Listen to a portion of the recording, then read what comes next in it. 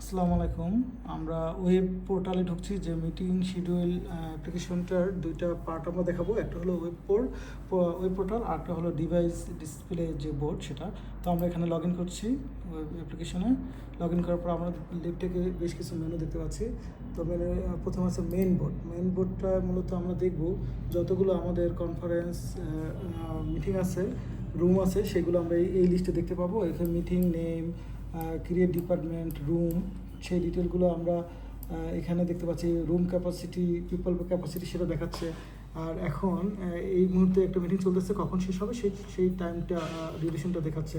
সেরকম করে another meeting এখানে দেখাচ্ছে। তো এই টোটাল রুমগুলোরই যেমন এটা বিকেল 4:16 পর্যন্ত অ্যাভেলেবেল আছে, আর এটা ফুল ডে অ্যাভেলেবেল, আর কোনো মিটিং নেই। তো তারপরে যদি আরেকটা মেনুতে আসি, মিটিংস, এখানে যতগুলো মিটিং আছে সেই লিস্টগুলো আমরা এখান থেকে দেখবো, বিভিন্নভাবে ফিল্টার করতে পারি।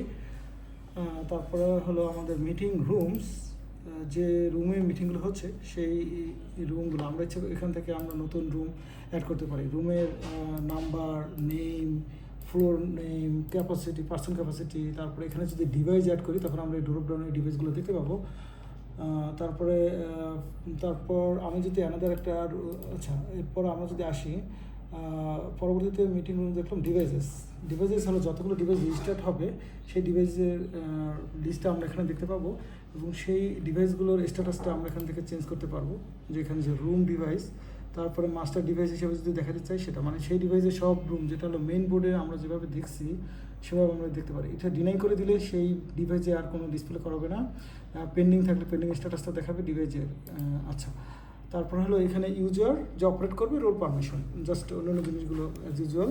তো এখন আমাদের পরবর্তীতে আমরা ওকে, তো আমাদের যে ওখান থেকে মিটিংগুলো সেট আপ করা হয়েছে সেগুলো আমাদের এই একটা ডিভাইসটা মিটিং রুমের সামনে থাকবে। আমাদের এখানে ইনফরমেশনগুলো দেখাবো। তো এই রুমের যে নাম দেওয়া আছে এখানে, যেমন G1 মাল্টিপারপাস হল, পিপল ক্যাপাসিটি হলো 100। তারপর এখান থেকে আমরা ডিভাইস যদি ইনফরমেশন দেখতে চাই, আমরা ইনফরমেশনটা এখানে দেখতে পারি যে ডিভাইস আইডি হলো 007। তারপর এটা হলো কারেন্ট একটা মিটিং চলতেছে 3টা থেকে 7:59 পর্যন্ত, এবং তার ইন্ডিংটা তিন ঘন্টা 33 মিনিট পর্যন্ত বাকি আছে। আর অ্যানাদার আপকামিং মিটিং, সেটা কিন্তু আমাদের এখানে দেখতে পাচ্ছি।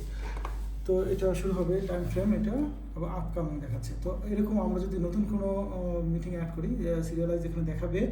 এই ডিভাইসটা শুধু dedicated for this G1 multipurpose হলের জন্য।